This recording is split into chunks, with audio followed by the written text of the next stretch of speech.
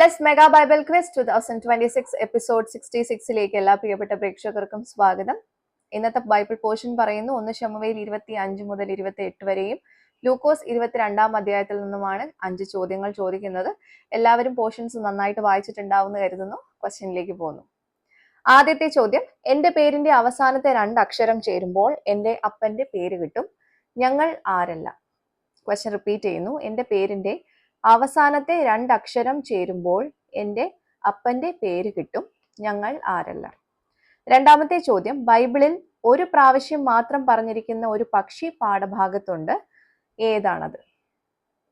ബൈബിളിൽ ഒരു പ്രാവശ്യം മാത്രം പറഞ്ഞിരിക്കുന്ന ഒരു പക്ഷി പാഠഭാഗത്തുണ്ട്. ഏതാണത്? മൂന്നാമത്തെ ക്വസ്റ്റ്യൻ, ഒരു രാജാവ് മറ്റൊരു രാജാവിനെ സ്വന്തം പുത്രനെ വിളിക്കുന്നത് പോലെ 3 പ്രാവശ്യം വിളിച്ചിട്ടുണ്ട്. ആര് ആരെ? വിളിച്ചത് എന്ത്? ക്വസ്റ്റ്യൻ റിപ്പീറ്റ് ചെയ്യുന്നു.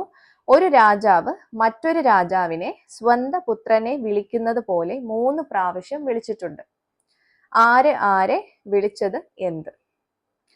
നാലാമത്തെ ക്വസ്റ്റ്യൻ, നാബാലിന്റെ പക്കലുള്ളത് എന്ത്? നാബാലിന്റെ പക്കലുള്ളത് എന്ത്? അഞ്ചാമത്തെ ക്വസ്റ്റ്യൻ, മാനസിക ദുഃഖം എന്ന അർത്ഥമുള്ള ഒരു പദം ഏത്? മാനസിക ദുഃഖം എന്ന അർത്ഥമുള്ള ഒരു പദം ഏത്?